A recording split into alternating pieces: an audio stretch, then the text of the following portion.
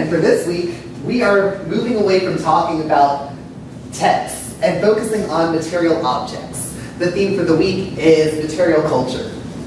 So, for this first lecture, we will of course be defining material culture, while also focusing on the terms racialization and authenticity, and adding Orientalism and tropicalization to the list of terms.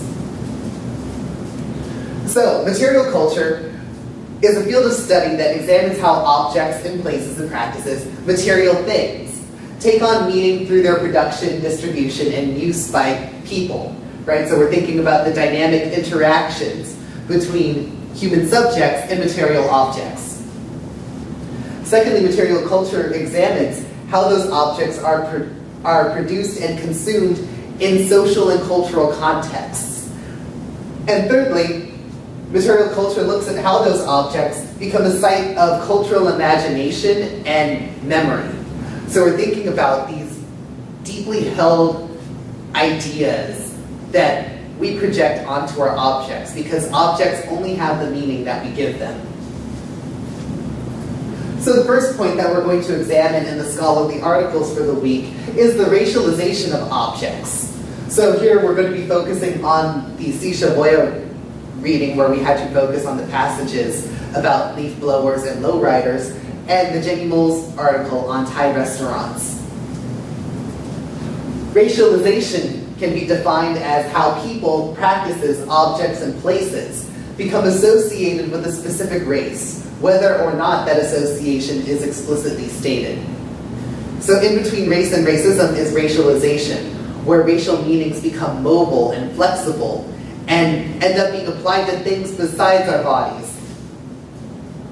So, in talking about the racialization of objects, in Sisha Boya's article, we're then talking about the lowrider and the leaf blower. Cars and tools don't have a race. However, in the history that he draws, we can see explicitly how these objects come to be associated with a racial identity and a racial community.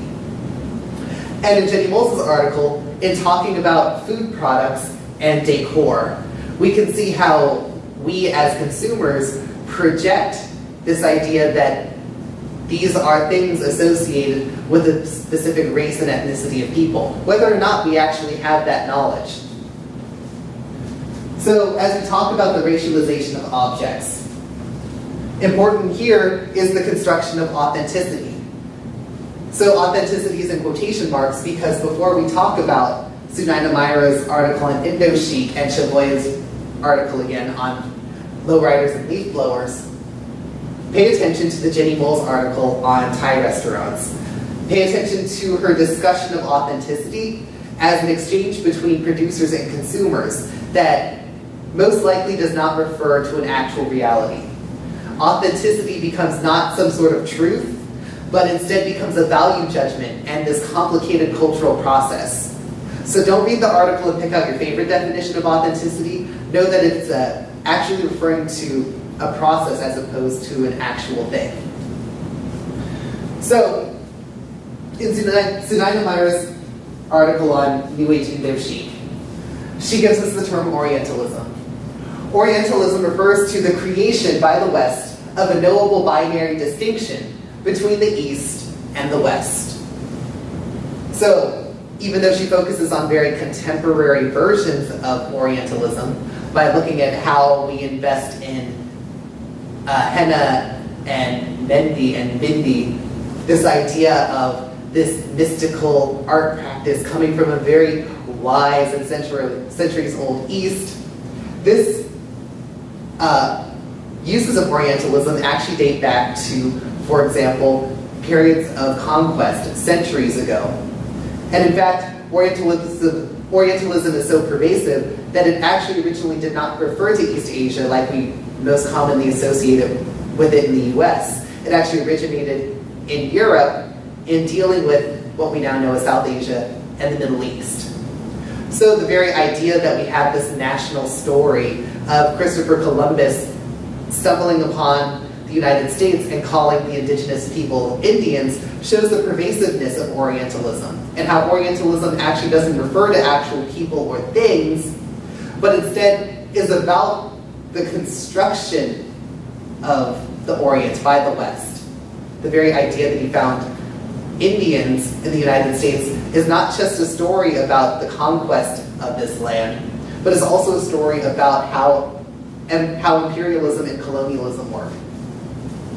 And what's interesting about Sunayana Meyer's analysis is that in coming up with terms like second order Orientalism, relational Orientalism, Orientalism in reverse, and peripheral Orientalism, she's paying attention to the complicated ways that the South Asian American women that she's speaking to have internalized, negotiated, or even profited from Orientalist tropes. Right? So here she's thinking about our own investment in Orientalism. And when I say our, I'm talking about, for example, Asian Americans, South Asian Americans, and Arab Americans, who are the people most objectified by Orientalism as a cultural process.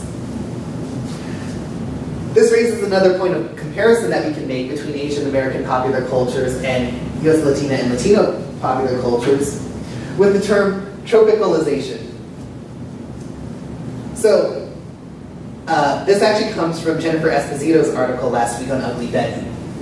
Firstly, tropicalization refers to imbuing a particular space, geography, group, or nation with a set of traits, images, and values that are perpetuated in different texts. And the second definition that Esposito gives us is tropicalization as the troping of Latinas and Latinos as homogeneously different, also assumed under the racial category of Latino. So, I'm not really sure how to pronounce it because it's a play on words. On the one hand, tropicalization is about tropes, commonly occurring themes and constructions and images, but it's also about the idea of the tropics. Tropicalization, like Orientalism, dates back centuries to the conquest of what we now know as Central America and South America. Even though technically Central America and South America exist in the West, there is this weird way where Europe and North America have always treated Central America and South America as being primitive and loud and very religious. We can see how, even though we understand Latin America differently, there's still this sort of consistent pattern. And this is also, this troping is where Esposito talks about the common stereotypical theme of Latinas as being loud and spicy and brightly colored and always kind of out of sync with things that are really modern. It's because this, like Orientalism, is a colonial process, right, dating back to the era of exploration and the conquest of land from indigenous peoples. And tropicalization relates to Cisha Boya's article because in the background of it is this interesting argument that if cultures adapt and change, then the people too adapt and change, right? Because there's this expectation that Asian Americans and Latinas and Latinos will always represent these very primitive cultures and customs that come from somewhere else. Shaboya, by focusing on the leaf blower and the lowrider, focuses on these very modern objects and complicates this sort of association of Latinas and Latinos with things from somewhere else and things that are distinctly unmodern. So, as we complicate authenticity, we can think about authenticity as a racial project. So we'll be focusing on Arlene Davila's chapter on the gentrification of East Harlem and Sunayana Meyer's article one more time. You'll recall the definition of racial project.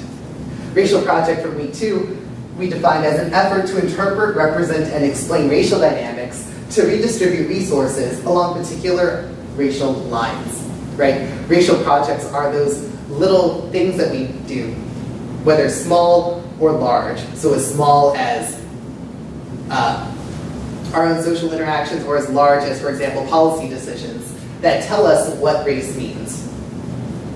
So in Davila, we can see authenticity as a racial project in the way that the Puerto Rican and Latino community was treated in the redevelopment process of transforming East Harlem into this large entertainment center. For example, the community was consulted to try and make the process seem like it was authentically connected to the community. But in the end, the actual people living in the community would not profit from this project, and in fact were worn out by how long the planning process was taking. So Davila is very clear that there is a racial project in the production process, because in the end we're forced to recognize whose say really matters and who's actually being displaced by this redevelopment project. Even though it's claiming to represent the community, inevitably the community it is claiming to represent are the ones who will be the most impacted by this redevelopment.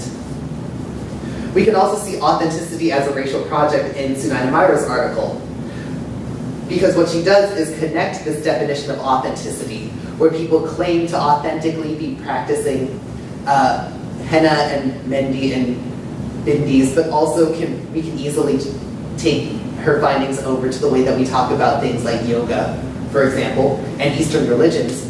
She connects this definition of authenticity that people have to a form of multicultural tourism, right? Where we assume that other people's cultures are so simple that we can just tour our way through them. And she connects that multicultural tourism to the contemporary versions of imperialism, right? Why are we so interested in certain cultures and not others?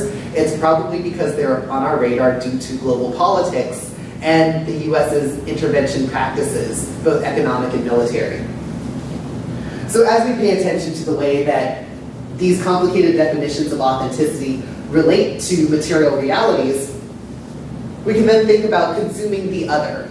So here we'll be focusing on Moles's article on Thai restaurants and Sunaina Myra's article one last time. The other is a philosophical, psychological, and political term. The other is defined against the self, and the other always exists on the other side of cultural boundaries and barriers. The other is always constructed to seem like a danger to the self, but the self only matters because the other is there existing on the other side. So, for example, citizenship, both legal citizenship and cultural citizenship, very much depend on the separation between the self and the other, the us and the them. And as you can see, as we talk about this otherness, it distinctly falls along lines of identity and difference, where identity is the same homogeneous us, and difference is the dangerous them. In Moles's article, she talks about this fantasy of food. She talks about it very skeptically, to be clear, about how food has become the safe way of coming into contact with the other. So instead of actually communicating with those we define as other, we instead take a little tour of their culinary practices. Many immigration scholars have noted the irony that in the United States, we're very fascinated with other people's foods, but we're less fascinated or don't even care about those other people that it's connected to. We like their cultures, we don't like their communities. Myra also talks about this idea of consuming otherness, how we use material objects to fantasize about the other, in terms of how that otherness is not so much a property of the object or the practice. It says more about the audience that's doing the consumption. She talks about the sort of complicated relationship that South Asian Americans have to consuming Indo-Chic, as opposed to the sort of liberal, multicultural white American who consumes Indo-Chic. And that distinction is really important because it has so much to do with how we understand identity and difference. And in fact, we can also connect this idea of consuming otherness to Chaboya's article, and the way that he points out that it currently seems like lowriders have become completely mainstreamed. But this mainstreaming, right, like its availability as a commercial image, Fast and the Furious had its 6th installment, for example, this visibility has only taken place when actual lowriders, actual lowrider communities, and actual lowrider practices have been completely outlawed from public space. So the other is only acceptable when its threat has been completely contained and disappeared. Okay? So a lot of things to think about in terms of material objects. And take a little break. Lecture 2 is on the way.